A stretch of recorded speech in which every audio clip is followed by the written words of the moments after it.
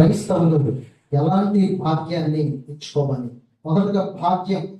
భాగ్యం అంటే అన్నీ కలిగి ఉంటారు. భాగ్యవంతుడు అంటే చాలా మందిని ఈరోజు సమాజంలో చూస్తూ ఉంటామండి. భాగ్యవంతులు అని పిలువబడే వారు సమాజంలో కోరుకుంటున్నారు. అనగా వారు అన్నీ కలిగి ఉంటారు. హస్తైశ్వర్యాలు, మరి స్త్రీ సంపదలు, పేరు ప్రఖ్యాతులు, ఇది లోటు అనేది ఏమి ఉండదు, అన్నీ కూడా కలిగి ఉంటారు.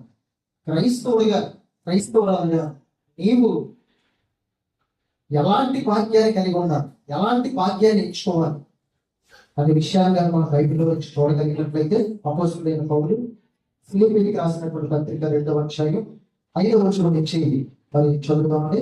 క్రీస్తు యేసునకు కలిగిన ఈ మనస్సు మీరు కలిగి ఉండడే, ఆయన దేవుని స్వరూపము కలిగిన వాడై ఉండి దేవునితో సమానముగా ఉండుట విడిచి పెట్టకూడని భాగ్యమని ఎంచుకోలేదు. కానీ అందరూ జాగ్రత్తగా చూడండి.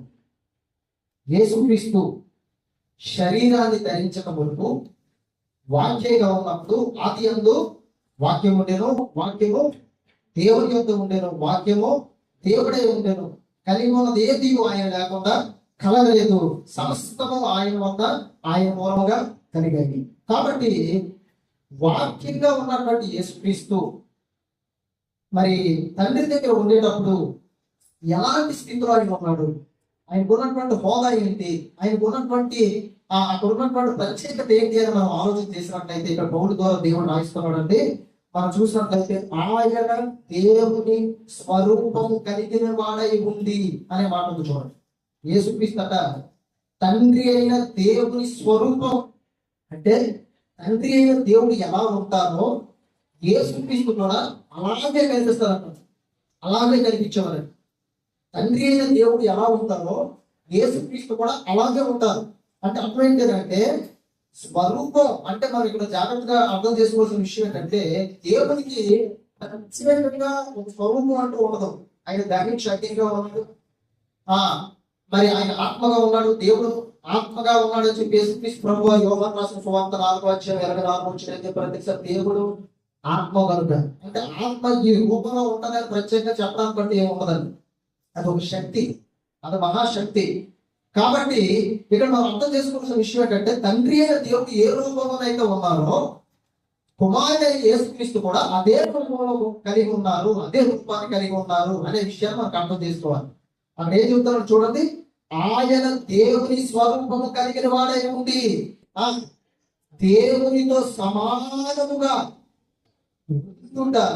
విడిచిపెట్టకూడని భాగ్యమని ఎంచుకోలేదు కానీ అంటే యేసుక్రీస్తుకి ఎలాంటి హోదా ఇవ్వబడింది పరలోకంలో? తండ్రి అయిన దేవునితో సమానం. ఏమిటి యేసుక్రీస్తుకి ఎలాంటి హోదా ఇవ్వబడింది పరలోకంలో? తండ్రి అయిన దేవునితో సమానం. అంటే తండ్రి అయిన దేవునితో ఈక్వల్ గా కూర్చున్నటువంటి ఏకైక వ్యక్తి ప్రభు అయిన యేసుక్రీస్తు. తండ్రి అయిన దేవునితో సమానంగా ఉండుట అంటే సమానంగా సింహాసనం మీద కూర్చోడు, సమానమైనటువంటి హోదా, సమానమైనటువంటి హక్కు, సమానమైనటువంటి మరి అధికారం, సమానమైనటువంటి శక్తి కలిగినటువంటి దేవుడు యేసుక్రీస్తు. సమానం, తండ్రితో సమానం, తండ్రితో ఈక్వల్ కాదు, ఏమి హెచ్చుతగ్గులు ఏం కూడా లేవు. తండ్రి దేవునితో సమానంగా ఉండుట విడిచిపెట్టకూడని భాగ్యం అనే మాట చూడండి. అంటే ఆ భాగ్యాన్ని ఎవరు వదులుకోరట. ఆ భాగ్యాన్ని, ఆ స్థితిని, ఆ హోదాని, ఆ పరిస్థితిని, ఆ ఉన్నతమైన స్థానాన్ని విడిచిపెట్టకూడని భాగ్యం అన్నాడండి. విడిచిపెట్టకూడని భాగ్యం అంటే ఆ భాగ్యాన్ని ఎవరు విడిచిపెట్టుకోరు, ఆ భాగ్యాన్ని ఎవరు వదులుకోరు. చూడండి, సమాజంలో మనం అనేక విషయాలు మనం చూసినట్లయితే ఏదైనా మంచి ఉద్యోగం దొరికింది అనుకోండి, ఆ ఉద్యోగాన్ని వదులుకోవడానికి అంతగా ఇష్టపడాలి. ఏదైనా ఒక మంచి సంబంధం దొరికింది అనుకోండి, సంబంధాన్ని విడిచిపెట్టడానికి అంతగా ఒప్పుకోరు. ఇలా సమాజం మనం చూసినట్లయితే ఏదైనా ఒక మంచి ఇల్లు మనం కొనుక్కోవాలనుకోండి, ఆ ఇల్లు బాగా మన మనసుకు నచ్చింది అనుకోండి, దాని అంత వేరు విడిచిపెట్టడానికి ఒప్పుకో. ఇలా సమాజం మనం చూసినట్లయితే కోరలేని మనం చెప్పుకోవచ్చు. యేసుక్రీస్తు కూడా పరలోకంలో ఉన్నటువంటి భాగ్యం అంటే అన్ని కలిగిన స్థితి, అధికారం, హోదా, మరి ఆయనకు ఉన్నటువంటి ఆయన ప్రత్యేకమైనటువంటి గౌరవం, ఆరాధన, ఇదంతా కూడా ఆయన విడిచిపెట్టాల్సిన అవసరం లేదు. విడిచిపెట్టకూడదు భాగ్యం అది. ఎందుకంటే అంత గొప్ప స్థితి అది. పరలోకంలో తండ్రి అయిన దేవులతో సమానంగా ఉండటం అనేటువంటిది అసలు గుర్తుకోరు, ఎవ్వరు కూడా గుర్తుకోరు. అందుకే సాతాను ఏం చేశాడు తెలుసా? దేవుడు దూతగా ఉన్నప్పుడు అన్నీ చూస్తాడు. అక్కడ ఉన్నటువంటి ఆ యొక్క పరలోకంలో ఉన్నటువంటి తేజస్సు, మహిమ, అధికారం, దూతల మీద ఉన్నటువంటి అధికారం, పవర్స్ అన్ని చూసి ఏమనుకున్నాడు తెలుసా? దేవుని కంటే నా సింహాసనం కొంచెం పైగా చేసుకుంటాను. మరి సభా పర్వతం మీద నేను కూర్చుంటాను, ఉత్తర పర్వతం మీద నా యొక్క సింహాసనాన్ని వేసుకుంటానని మనస్సులో అనుకున్నాను. ఎందుకంటే పరలోకం అంత గొప్పది, అక్కడ ఉన్న హోదా అంత గొప్పది, అక్కడ ఉన్న సిచ్యువేషన్ అంత అమూల్యమైంది. ఎవరు విడిచిపెట్టుకోరు. సాతాను ఎందుకు యుద్ధం చేశాడు అనుకుంటారు? ప్రకటన గ్రంథం 12వ అధ్యాయంలో ఎందుకు యుద్ధం చేశాడు తెలుసా? కేవలం పరలోకం కోసం యుద్ధం చేసింది. మట్టి నుండి తీయబడినటువంటి మనుషులు పరలోకాలు ఇస్తావా? ఇక్కడ ఉన్నటువంటి బాబు పరలోకాలు ఇవ్వని సాతానుడు దూతలతో కలిసి యుద్ధం చేశాడు మిఖాయిలతో. కాబట్టి పరలోకాన్ని విడిచిపెట్టండి, ఎవరు విడిచిపెట్టుకోవాలి. పరలోకం అంత గొప్పది. మరి పరలోకంలో ఉన్న స్థితి అంత గొప్పది. ఆ లోకాన్ని విడిచిపెట్టాలంటే అసలు మనసు ఎట్టుపడి ఒప్పుకోదు. ఆ దూత మారిపోవడానికి ఇష్టపడ్డాడు, కానీ దేవుని మీద తిరుగుబాటు చేయడానికి ఇష్టపడ్డాడు, కానీ పరలోకాన్ని వదులుకోవడానికి ఇష్టపడలేదంటే ఆ పరలోకంలో ఉన్న భాగ్యం, పరలోకంలో ఉన్న స్థితి, పౌర స్థితి ఎంత గొప్పదో మనం అర్థం చేసుకోవచ్చు. ఎంత గొప్పదో మనం అర్థం చేసుకోవచ్చు. ఉన్నతమైనటువంటి స్థితి. కొన్ని కోట్ల మంది దేవదూతలు ఆ మాట వింటున్నారంటే, కొన్ని కోట్ల మంది దేవదూతలు చెప్పినట్టుగా వింటున్నారంటే, అక్కడ ఉన్నటువంటి హోద, స్థితి, శక్తి, తేజస్సు, ప్రభావం ఎంత గొప్ప మనకి ఎవరికి ఊహ కూడా అంత అంత గొప్ప స్థితి పరలోకం అంటే. కాబట్టి ఆ దూత అవసరమైతే దేవుడితో శత్రువుగా మారిపోవడానికి సిద్ధపడ్డాడు, కానీ పరలోకాన్ని వదులుకోవడానికి ఇష్టపడలేదండి. యుద్ధం చేశాడు పరలోకం కోసం, నాకు పరలోకం కావాలని. మరి ఇక్కడ యేసుక్రీస్తు మనం చూస్తే తండ్రితో సమానం, ఈక్వల్, తండ్రితో సమానంగా కూర్చుంటున్నాడు. ఆయన తండ్రితో సమానంగా పరలోకంలో పరిపాలన చేస్తూ ఉన్నాడు. తండ్రితో సమానంగా హోదాను కలిగి ఉన్నాడు. తండ్రితో సమానంగా అధికారాన్ని కలిగి ఉన్నాడు. తండ్రితో సమానంగా ప్రతి భక్తుయాన్ని కలిగి ఉన్నాడు. తండ్రితో సమానంగా ఉండుట విడిచిపెట్టకూడని భాగ్యం అది. ఆ భాగ్యం ఎలాంటిది? విడిచిపెట్టలేని భాగ్యం అది. విడిచిపెట్టలేని, గుర్తులుకోలేని భాగ్యం అది. అంత గొప్ప స్థితి అని పడలేదు.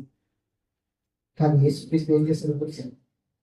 అంత ఉన్నతమైన లోకంలో, అంత గొప్ప లోకంలో, పరలోకంలో అంత గొప్ప స్థితి, హోదా, శక్తి, అధికారం కలిగి ఉన్నప్పటికీ కూడా కొన్ని కోట్ల మంది దేవతలను ప్రతిరోజు స్తుతిస్తూ, ఆరాధిస్తూ, ఘనపరుస్తూ, మహిమపరుస్తూ, పలుకుంటూ పరిశుద్ధుడు పరిశుద్ధుడు పరిశుద్ధుడని ప్రతిగానాలు చేస్తున్నప్పుడు ప్రకటనలో ఉందని కొంతమంది దేవదూతలు గట్ట 6 రెక్కలు పడ్డాయట, రెండింటితో కాళ్ళు కప్పుకున్నాయట. ఏమండి? రెండింటితో ముఖం కప్పుకున్నాయి, రెండింటితో ఎగురుతూ దేవుడు పరిశుద్ధుడు పరిశుద్ధుడని స్తుతిస్తున్నాను. ఇలా మనం చూసినట్లయితే అక్కడ ఉన్న హోదా వేరు, అక్కడ ఉన్న పరిస్థితి వేరు, అక్కడ ఉన్నటువంటి ఆ ఔన్నత్యం వేరు. కానీ యేసుక్రీస్తు ఏం చేశారు తెలుసా? తండ్రితో సమానంగా కూర్చోవడం అనేటువంటిది ఓన్లీ యేసుక్రీస్తుకే తగ్గిందండి. ఓన్లీ యేసుక్రీస్తుకే తగ్గింది. ఏ దూతకి అధికారాన్ని దేవుడు ఇవ్వలేదు, మిఖాయిలుకి కూడా ఇవ్వలేదు, గాబ్రియేలుకి కూడా ఇవ్వలేదు, ఏ దూతకి కూడా అధికారాన్ని ఇవ్వలేదు దేవుడు. ఒక్క యేసుక్రీస్తునే పక్కన కూర్చుని పెట్టుకున్నాడు. సమానంగా ఉండేటువంటి అధికారం ఇచ్చాడు, సమానంగా ఉన్నటువంటి స్థితిని అనుగ్రహించాడు, సమానంగా ఉన్నటువంటి హోదాని, అధికారాన్ని యేసుక్రీస్తుకు అనుగ్రహించాడు. ఆ భాగ్యాన్ని ఎవరైనా వదులుకుంటారంటే ఎవ్వరు వదులుకోరు. ఆ స్థితిని ఎవరైనా వదులుకుంటారంటే ఎవరు విడిచిపెడతారు. అలాంటప్పుడు యేసుక్రీస్తు ఏం చేశారు చూడండి. ఒకసారి కింద చదువుదామండి. 7వ వచనం చదువుదాం.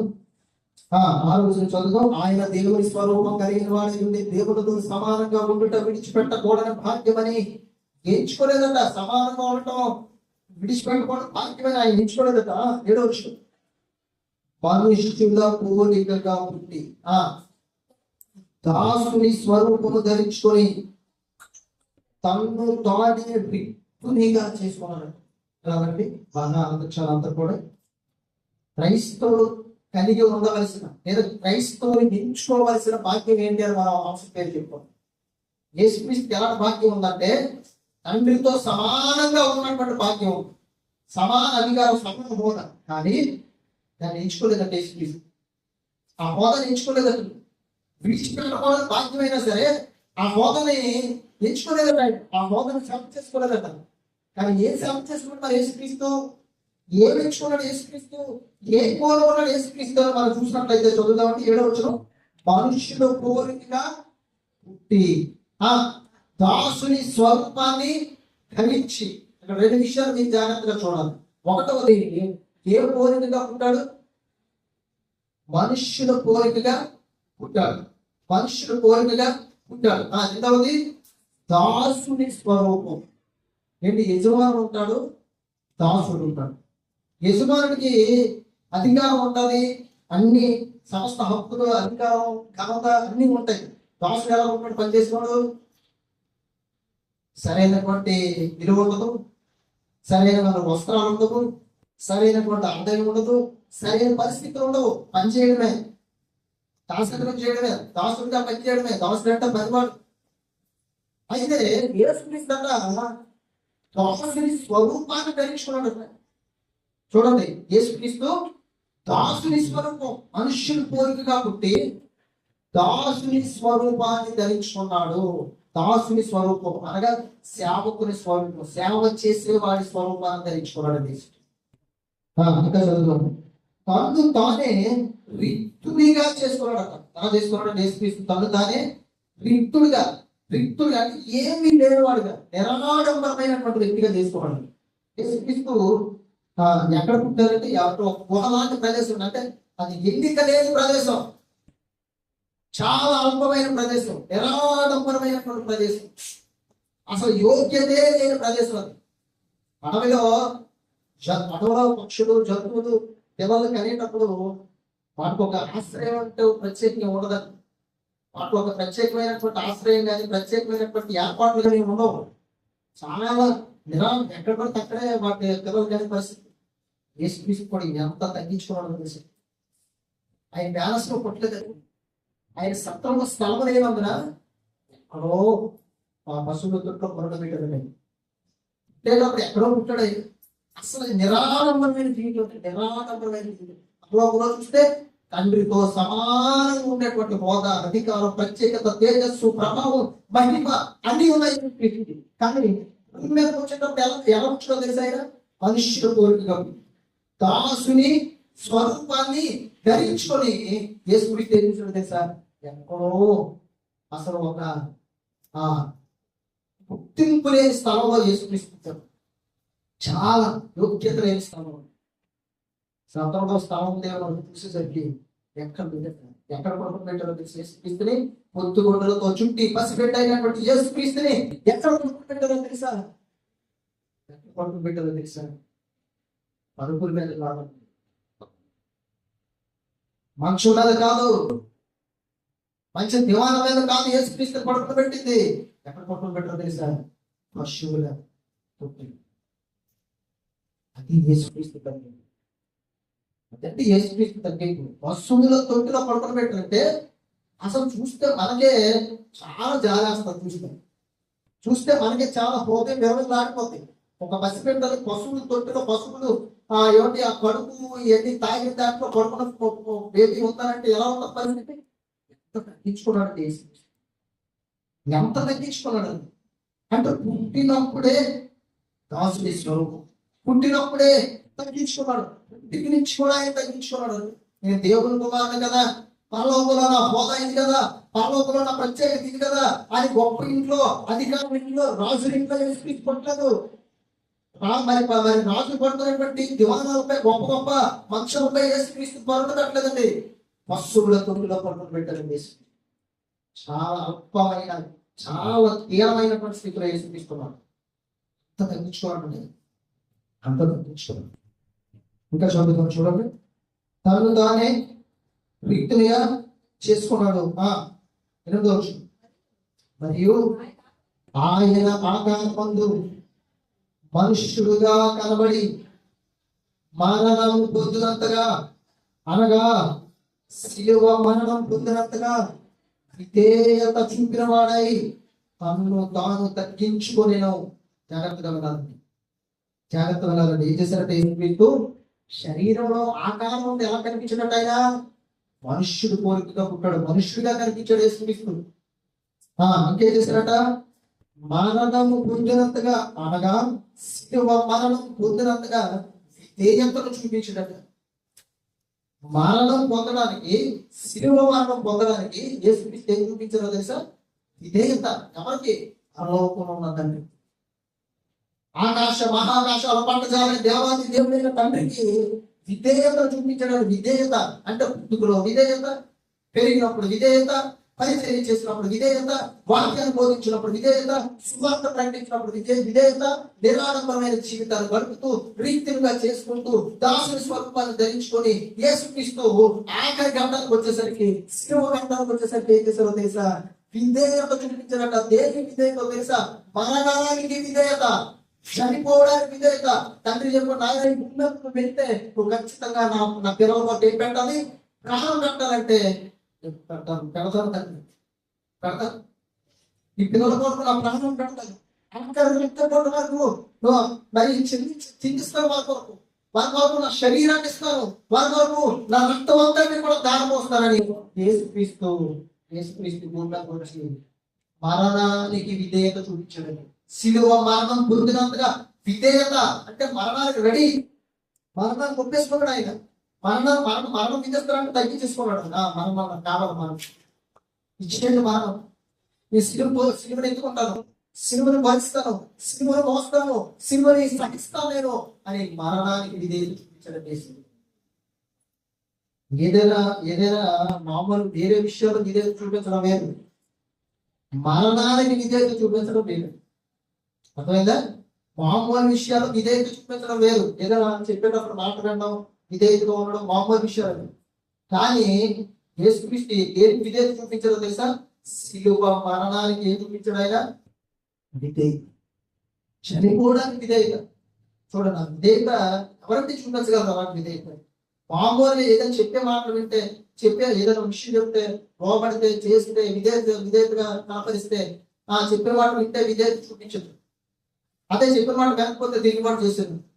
మరి యేసుక్రీస్తు తండ్రికి విధేయత చూపించాడు. ఏ విషయంలో? మరణం విషయంలో, శిలువ మరణం విషయం. తగ్గింపు అనేటువంటి దానికి నిదర్శనం ఎవరంటే యేసుక్రీస్తు. తగ్గింపు అనే విషయాన్ని మారుపేరు ఎవరంటే యేసుక్రీస్తు. తగ్గింపు అనే దానికి చిరునామా ఎవరంటే యేసుక్రీస్తు. ఆయన తగ్గించుకునే వ్యక్తి, ఆయన విధేయత చూపించే వ్యక్తి ఈ రోజు వరకు ప్రపంచంలో ఎవరు లేరు. అంత గొప్ప విధేయత పరుడు యేసుక్రీస్తు. తన బుద్ధిని శ్రమ వల్ల విధేయత నేర్చుకున్నాడు. ఆయన రీతి పద్ధతి ఉన్నది. బుద్ధిని శ్రమ బట్టి ఏం చేసుకున్నాడు? ఆయన విధేయత నేర్చుకున్నాడు. కానీ ఆయన బోధ ఏంటి? ఆయన భాగ్యం ఏంటి? విడిచిపెట్టకూడదు భాగ్యాన్ని ఎంచుకొని మనుషులతో తిట్లు తెస్తున్నాడు, మనుషుల చేత దూషించబడుతున్నాడు, మనుషుల చేత కొట్టబడుతున్నాడు, మనుషుల చేత హేళన చేయబడుతున్నాడు, మనుషుల చేత అవమానపరచబడుతున్నాడు, మనుషుల చేత దూషించబడుతున్నాడు, మనుషుల చేత పిలుగుతుంది యేసుని నెలకొంటారో చింపుని హేళన చేస్తున్నా సరే ఆయన హోదాన్ని జ్ఞాపకం చేసుకోండి. ఆ భాగ్యాన్ని జ్ఞాపకం చేసుకోలేదు. తగ్గించుకోవాలండి. ఇదే చూపించలేదు. ఇదే చూపించండి. చూపించి ఏం చేస్తారో తెలుసా అండి? శిలువ మరణం పొందినంతగా విధేయత చూపిన వాడై తను తాను ఏం చేసుకున్నాడో తెలుసా? తగ్గించుకున్నాడు. తగ్గించుకోవడం యేసుక్రీస్తుకి మించిన వారు ఎవరు లేరు. తగ్గించుకునే వారిలో యేసుక్రీస్తుకి మించిన వారు ఎవరు కూడా లేరు. గొప్పగా తగ్గించుకోవడం, తన పరిస్థితి ఏంటి, తన హోదా ఏంటి, తన స్థితి ఏంటి, తనకున్న భాగ్యం ఏంటి, యేసుక్రీస్తు తగ్గించుకోవడం చూస్తే మన ఊహ కూడా అందదండి. అంత గొప్పగా యేసుక్రీస్తు తగ్గించుకున్నప్పుడు ఏం చేసేది తెలిసిన అలా తగ్గించుకోవడం బట్టి, అంత విధేయత చూపించడం బట్టి, రీతిగా చేసుకోవడం బట్టి, దాసుని స్వరూపాన్ని ధరించుకోవడం బట్టి యేసుక్రీస్తు ప్రభువారు శిలోవంతానికి వెళ్లే ముందు ఏం చేశారో తెలుసా? శిష్యులను, నేను ప్రభు పక్కన కూర్చుంటానంటే నేను ప్రభు పక్కన కూర్చుంటాను, నేను గొప్పని ప్రభు దృష్టి అంటే నేను గొప్పని అంటారు శిష్యుడు. అప్పుడు ఆయన ఏం చేస్తారో తెలుసండి? ఓ పాత్రలో నీరు పోసుకొని టవల్ మరి నడుము చుట్టుకొని ఒక్కొక్కరి పాదాలు కడగడం మొదలు పెట్టాడు. ఒక్కొక్కరి పాదాలు కడగడం మొదలు పెట్టాడు. శిష్యుడు ఆశ్చర్యపోయాడు. పేతురు దగ్గరికి వచ్చాడు. పేతురు పాదాలు కూడా కడుగుతున్నప్పుడు, ప్రభు నా పాదాలు, నువ్వు నా పాదాలు కడుగుతావు. అయ్యా మీరు ఒప్పుకోండి, నేను యోగ్యుని కాదు పాదాలు కడిగించుకోవడానికి, నువ్వు నా పాదాలు కడుగుతా, నేను నీ పాదాలు కడగాలి, నువ్వు నా పాదాలు కడుగుతావు అంటే వేసుకోబోనన్నారు. నేను ఇప్పుడు నీ పాదాలు కడగకపోతే నీకు నాకు పాల్పొమ్మలు. అయ్యా అలాగైతే నా పాదాలే కాదు, ఇదిగో నా తల కూడా కడుగు, నా శరీరాన్ని కూడా కడుగంటున్నాడు. యేసుప్రభు అంటున్నారు, స్నానం చేసినవాడు వాళ్ళు పడుకుంటే సరిపో. చూడండి ఆయన ఇదేంటో చూడండి, పరలోకంలో మహామహుడైనటువంటి దేవదూతలు వచ్చి ఆయన పాదాన్ని సాగం పడితే భూమి మీదకి వచ్చి ఆయన ఏం చేశారు తెలుసా? మనుషుల పాదాలు అండి యేసుక్రీస్తు అంటే. మనుషుల పాదాలు అడిగాడు, అది యేసుక్రీస్తు అంటే. పరలోకంలో గొప్ప గొప్ప దేవదూతలు, అధికారులు, ప్రధానులు వీరందరూ కూడా వచ్చి యేసుక్రీస్తు ముందు పాదాల ముందు సాష్టాంగ నమస్కారం చేస్తే ఆయన భాగ్యాన్ని అంతా కూడా వదిలేసి భూమి మీదకి వచ్చి రిక్తునిగా చేసుకొని ఏం చేస్తాడు తెలుసా? మనుషుల పాదాలు నడవబోతున్నారు. అంత గొప్ప వ్యక్తి యేసుక్రీస్తు, అంత ఉన్నతమైన వ్యక్తి యేసుక్రీస్తు. కాబట్టి అంతగా తనను తాను తగ్గించుకున్నాడు కనుక, అంతగా ఆయన భాగ్యాన్ని విడిచిపెట్టి వ్యక్తులుగా చేసుకున్నాడు కనుక తండ్రి దేవుడు ఒక నిర్ణయం తీసుకున్నాడు. తండ్రి దేవుడు ఏం చేశాడు? ఒక నిర్ణయం తీసుకున్నాడు. ఏంటి ఆ నిర్ణయం అంటే ఇప్పుడు చదువుతుంది. అందుచేతను పరలోకమందున్న వారిలో కానీ, భూమి మీద ఉన్న వారిలో కానీ, భూమి క్రింద ఉన్న వారిలో కానీ ప్రతి వారి మోకాలు యేసు నామమున మోగినట్లు, ప్రతి వారి నాలుకయు తండ్రి అయిన దేవుని మహిమాంతమై యేసుక్రీస్తు ప్రభువు అని ఒప్పుకున్నట్లు దేవుడు ఆయనను అధికముగా హెచ్చించి ప్రతి నామములకు పై నామం ఆయనకు అనుగ్రహించాను. అందరూ జాగ్రత్తగా చూడాలి. ఏం చేశారంటే యేసుక్రీస్తు అలా తగ్గించుకున్న విధానం బట్టి ఏం చేశారో తెలుసా? పరలోకమందున్న వారిలో కానీ, పరలోకంలో ఎవరున్నారు? దేవుడు, ఇంకా దేవదూతలు, ఇంకెవరు? పరిశుద్ధాత్మ, 24 పెద్దలు అందరూ ఉన్నారు. మరి యేసుక్రీస్తుకి అక్కడ ఉన్నటువంటి ఒక్కొక్క దేవదూత ఎలాంటి ప్రధానులు, అధికారులు, 24 పెద్దలు దేవుని సింహాసనం దగ్గర. అంత గొప్ప స్థితి అది పరలోకం అంటే. ఎప్పుడైతే యేసుక్రీస్తు తను తగ్గించుకున్నాడో ఆ భాగ్యాన్ని వదిలేసి తండ్రి చిత్తాన్ని నెరవేర్చారో యేసుక్రీస్తు తను రీతిగా చేసుకున్నాడో, తండ్రి అని దేవుడు ఒక నిర్ణయం తీసుకోవడానికి ఏంటో తెలుసా? పరలోకమందున్న వారిలో కానీ, పరలోకంలో ప్రధానులు, అధికారులు, గొప్ప గొప్ప దేవతలు ఉన్నారు. 24 పెద్దలు అందరూ ఉన్నారు. పరలోకమందున్న వారిలో కానీ, భూమి మీద గొప్ప గొప్ప రాసులు, గొప్ప గొప్ప పేరు కలిగినటువంటి వారు, గొప్ప గొప్ప అధికారులు ఉన్నారు. అందరూ ఉన్నారా?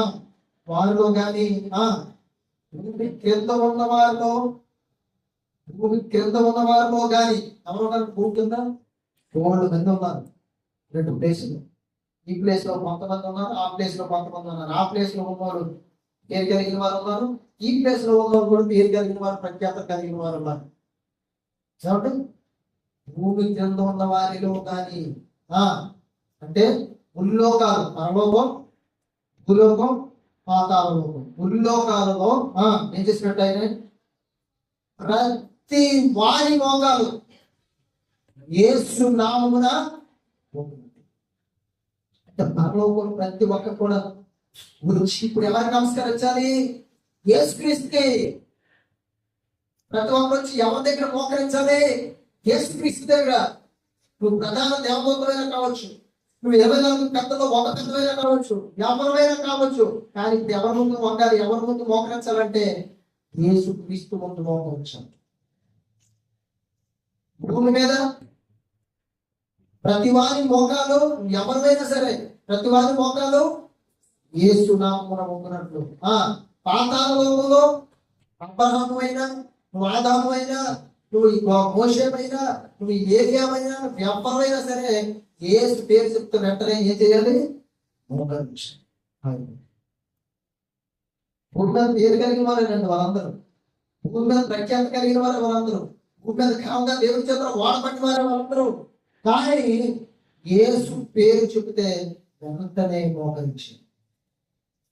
అది యేసుక్రీస్తుతో వచ్చింది. రెండవ మాట కింద మాట చదువుతుంది. ప్రతి వాని నాలుకయు తండ్రి అయిన దేవుని మహిమాంతమై యేసుక్రీస్తు ప్రభువు అని ఏం చేయాలట? ఒప్పుకున్నట్లు. యేసుక్రీస్తు ఏమని ఒప్పుకోవాలట? ప్రభు.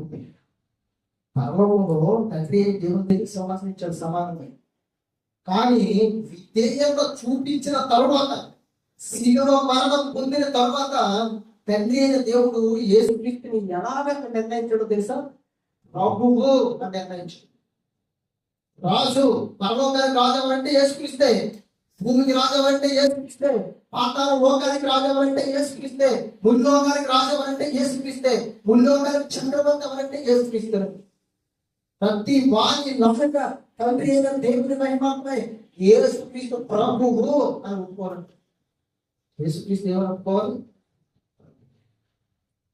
కాలం, మనం ఉంటున్న కాలం రెండుగా విభాగం. ఒకటి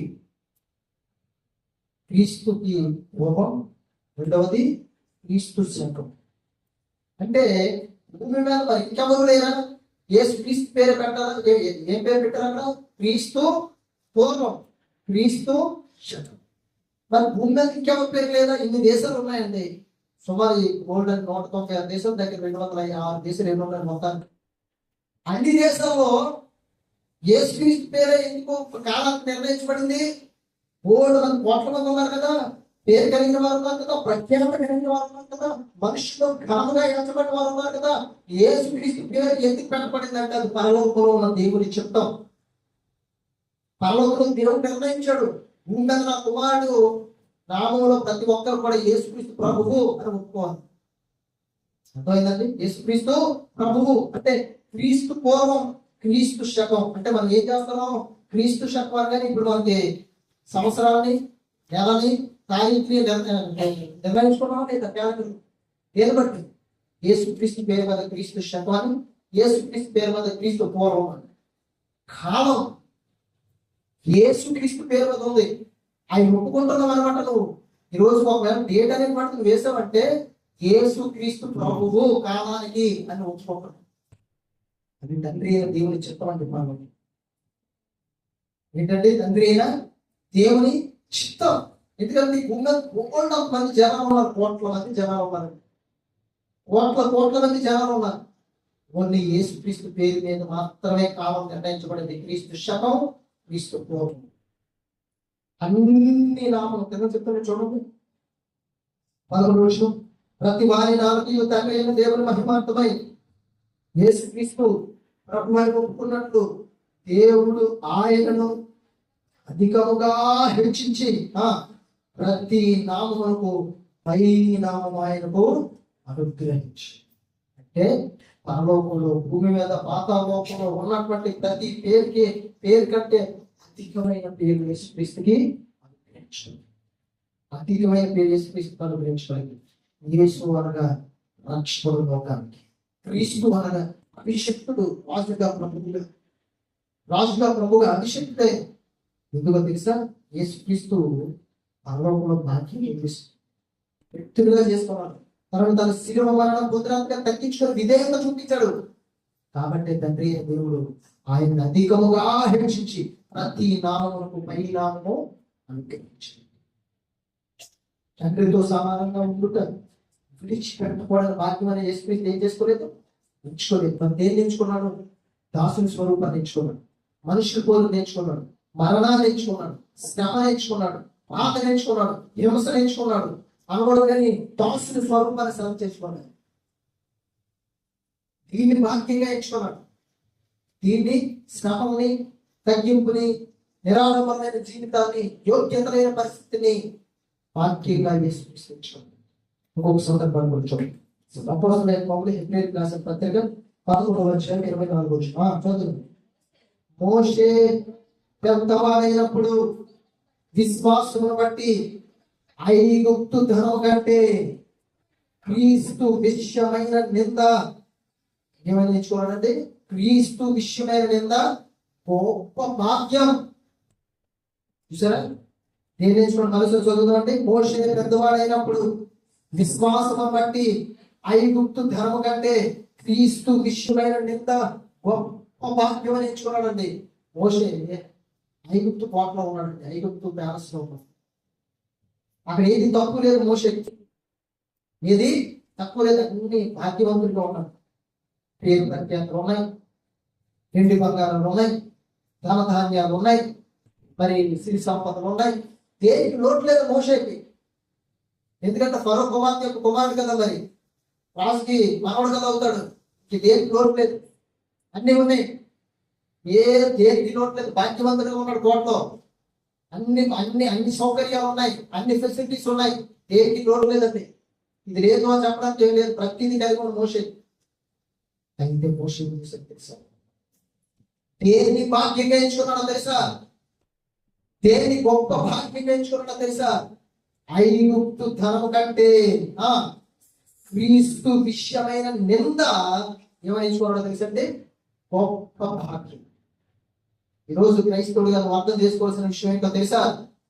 అక్కడ యేసుక్రీస్తు చూస్తే తండ్రి అయిన దేవునితో సమానంగా ఉండుట విడిచి పెట్టకూడదు అన్నటువంటి స్థితి అది. కానీ దాన్ని ఆయన ఏమి ఎంచుకోలేదట? భాగ్యంగా ఎంచుకోలేదండి, గొప్పగా ఎంచుకోలేదు. ఇక్కడ మోషే విషయానికి వచ్చేసరికి ఐగుప్తు కోటలో సకల మర్యాదలు, సకల రాక్ష మర్యాదలు, సకల శ్రీ సంపదలు, సకల భోగభాగ్యాలు అన్ని ఉన్నాయి మోషేకి. ఇది ఏమి లోటు అంటే ఏమి లేదు, అన్ని కలిగి ఉన్నాడు మోషే, అన్ని కలిగి ఉన్నాడు మోషే. కానీ దాన్ని భాగ్యంగా ఎంచుకోలేదండి, ఆ స్థితిని భాగ్యంగా ఎంచుకోలేదు. మనుషులు మామూలుగా దాన్ని భాగ్యం అంటారు, కానీ అక్కడ యేసుక్రీస్తు పరలోకంలో ఉన్న స్థితిని భాగ్యంగా ఎంచుకోలేదు. ఇక్కడ మోషే కోటలో ఉన్నటువంటి రాజరికపు స్థితిని భాగ్యంగా ఎంచుకోలేదు. ఏది భాగ్యంగా ఎంచుకున్నాడో తెలుసా? ఐగుప్తు ధనము కంటే క్రీస్తు విషయమైన నింద ఏంటంటే భాగ్యం. ఎలాంటి భాగ్యం ఉంటుంది? గొప్ప భాగ్యం. సరే, అంటే క్రీస్తు కోసం నిందపడడం, క్రీస్తు కోసం శ్రమ పడడం, క్రీస్తు కోసం బాధపడడం అంటే ఏంటట? భాగ్యం. భాగ్యంగా ఎంచుకున్నాడు. సరే, మోషే పెద్దవాడైనప్పుడు విశ్వాసమును బట్టి ఐగుప్తు ధనము కంటే క్రీస్తు విషయమైన నింద గొప్ప భాగ్యమని ఎంచుకొని అల్పకాలము పాప భోగం అనుభవించడం కంటే దేవుని ప్రజలతో శ్రమ అనుభవించడం లేదని యోచించి ఫరో కుమార్తె యొక్క కుమారుడని అనిపించుకున్నట్టు ఒప్పుకోలేదు. ఏలయనగా అతను ప్రతిఫలంగా కలగబోవు బహుమానముందు దృష్టి అందరూ జాగ్రత్తగా. పరలోకంలో యేసుక్రీస్తు తండ్రి దేవునితో సమానంగా కూర్చోడు. కానీ ఏమని పరలోకంలో యేసుక్రీస్తు తెలియదో తెలుసు?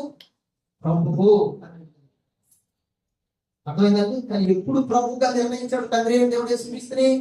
శివమానం బుద్ధులందరూ విధేయతను చూపించి తనను తాను తగ్గించుకొని శ్రమను పొంది, హింసను పొంది, బాధను పొంది, శ్రమను పొంది, తోకాలను అనుభవించి మనుషులు పూర్వకంగా పుట్టి దాసుని స్వరూపాన్ని ధరించుకొని తనను తగ్గించుకొని రీతిగా చేసుకున్నటువంటి విధానం బట్టి అప్పుడు పరలోకంలో ఉన్న వారిలో కానీ, భూమి మీద ఉన్న వారిలో కానీ, భూమి క్రింద ఉన్న వారిలో కానీ ప్రతి వారి మోకాలు యేసునామములో, ప్రతి వారి నాలుక తండ్రి దేవుని మహిమవంతమై యేసుక్రీస్తు ప్రభువు అని ఒప్పుకోవాలి.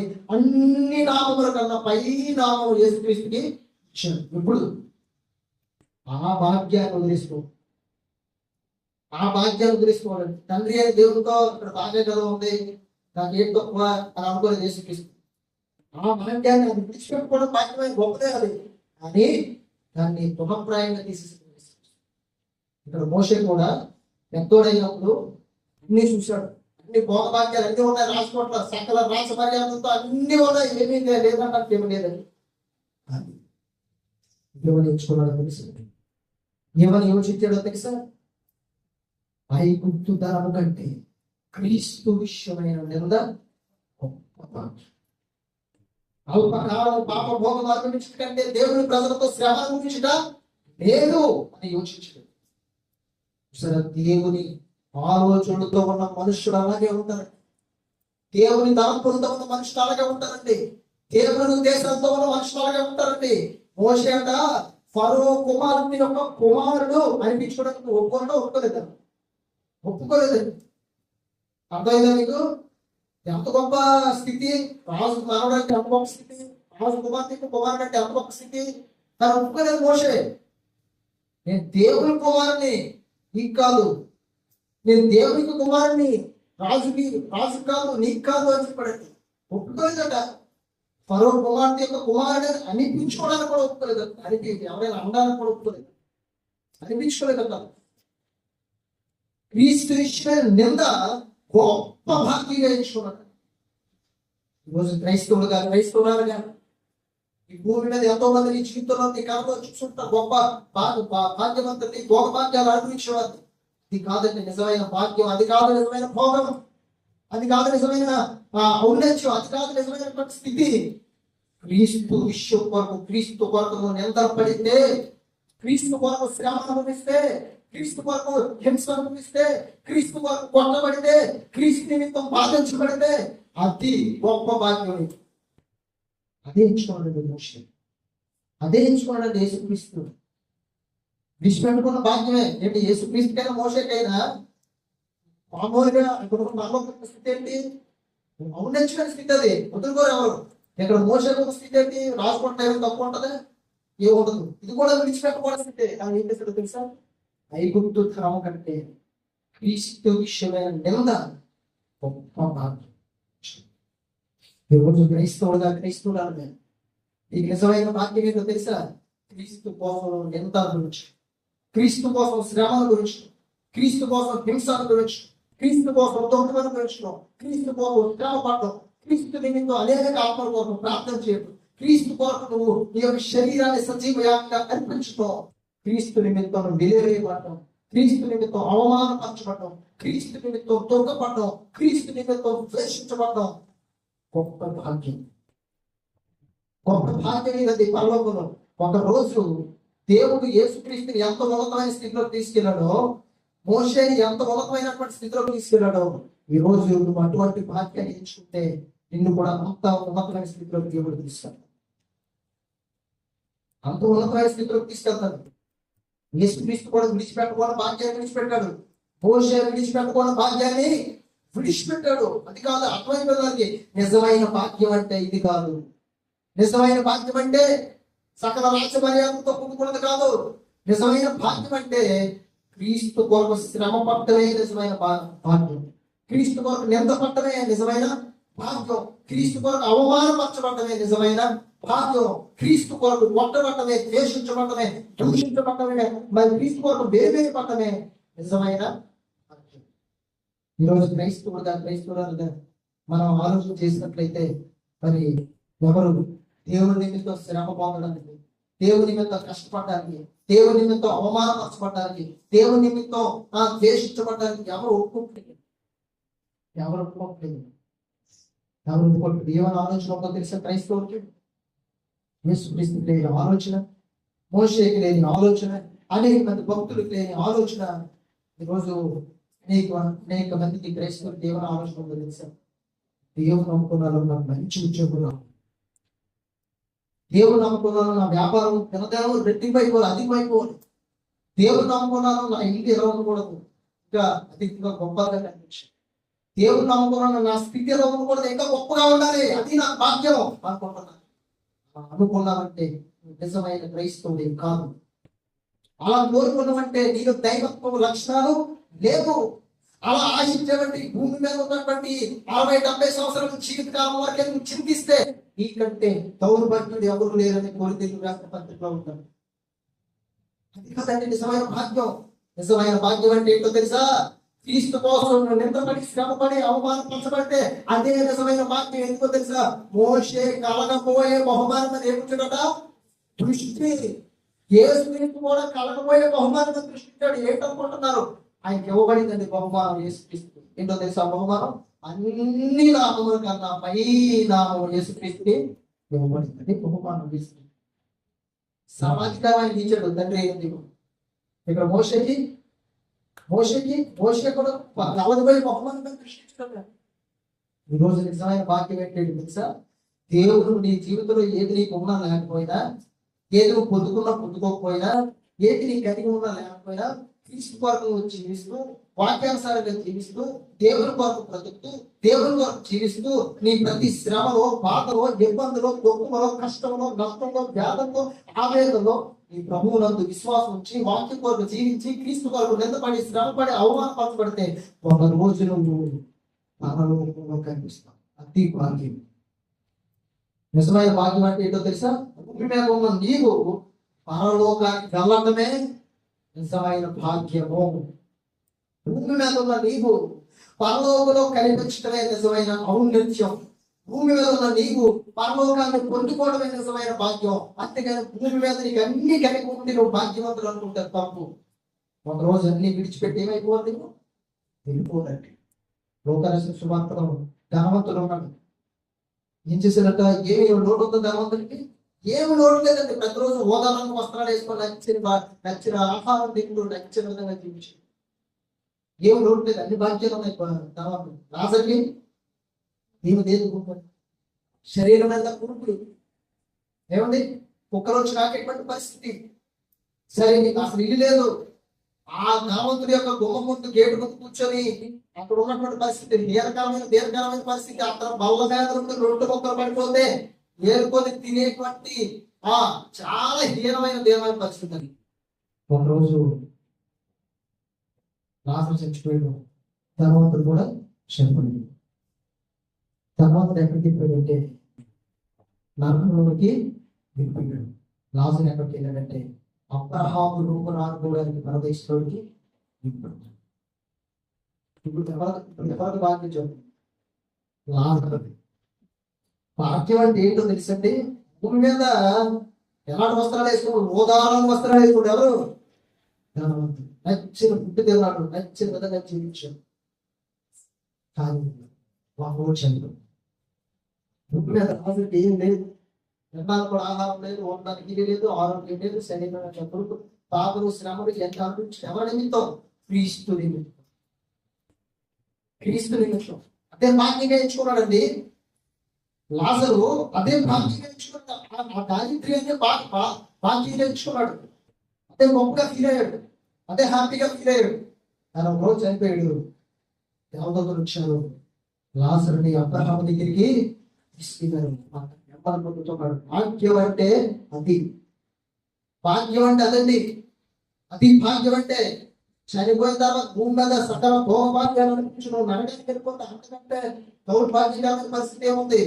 భూమి మీద క్రీస్తు కొరకు నిందపడి, శ్రమపడి, అవమానపరచబడి, వేధించబడి, కొట్టబడి, నట్టబడితే ఒక రోజు నువ్వు చచ్చిపోతే లాజరు పరలోకం వెళ్ళి పరదేశంలోకి వెళ్ళి ప్రభు వచ్చినంత వరకు కూడా అబ్రహాము రూపులను మార్చుకొని నీతిమంతులు ఉండే స్థలంలో ఉంటే అది భాగ్యం అండి. ఆ భాగ్యాన్ని సంపాదించుకోవాలి క్రైస్తవుడు. కానీ ఆ భాగ్యం కోసం పోరాడాలి, ఆ భాగ్యం కోసం ఆలోచన చేయాలి. ఆ భాగ్యాన్ని భూమి మీద కావాలని ఎంచుకోవాలి. శ్రమను, దుఃఖాన్ని, వ్యాధులను యేసుక్రీస్తు ఎంచుకోమంటుగా, మోషే ఎంచుకున్నట్టుగా నీవు కూడా ఎంచుకొని ప్రభు కొరకు జీవించి, ప్రభు చిత్తాన్ని భూమి మీద జరిగించి ప్రభు కొరకు జీవిస్తే ఒక రోజు నువ్వు భాగ్యవంతులు అవుతుంది. పరదేశం వచ్చి ప్రభు వచ్చేటప్పుడు పరలోకం ఈ భాగ్యం అంటే క్రైస్తవుడుగా దేవుడు నమ్ముకున్నందుకు ఆ భాగ్యాన్ని అనుభవించకపోతే ఆ భాగ్యం కోసమేనండి ఆలోచన చేసి మోషే కలగబోయే బహుమానం ఏముంచడట దృష్టించదు. ఏమి రాజకోటలో బహుమానాలు ఏమి తక్కువ ఉంటాయండి? వెండి బంగారం ఏమి తక్కువ ఉంటాయా? అన్ని ఉంటాయి. కావాలంటే రకరకాల బహుమానాలు నాకు ఇవ్వండి అంటే ఇస్తారు. అవి కాదు నిజమైన బహుమానాలు. కలగబోయే బహుమానం, దేవుడిచ్చే బహుమానం అదండి భాగ్యం. ఆ భాగ్యం కోసం ఆలోచన చేయాలి క్రైస్తవులకు. అదే నిజమైన భాగ్యం. పరదేశంలోకి వెళ్ళడమే నిజమైన భాగ్యం. పరదేశంలో ప్రభు వచ్చేటప్పుడు పరలోకానికి వెళ్ళడమే నిజమైన భాగ్యం. ఆ భాగ్యాన్ని ఎంచుకోవాలి. ఆ భాగ్యం కొరకు కష్టపడాలి. ఆ భాగ్యం కొరకు యేసుక్రీస్తు ఆలోచించినట్టుగా, మోషే ఆలోచించినట్టుగా ఈ రోజు క్రైస్తవులు దానికోసం ఆలోచించడం తప్ప భూమి మీద నది లేదని, ఇది లేదని, అది కలగలేదని, ఇది ఉందని లేదని భూమి మీద ఉన్నటువంటి భాగ్యాల కొరకు ఆలోచన చేస్తే ఒక రోజును వెళ్ళిపోయింది నిత్య నరకంలోకి సంగతి అర్థం చేసుకోవాలి.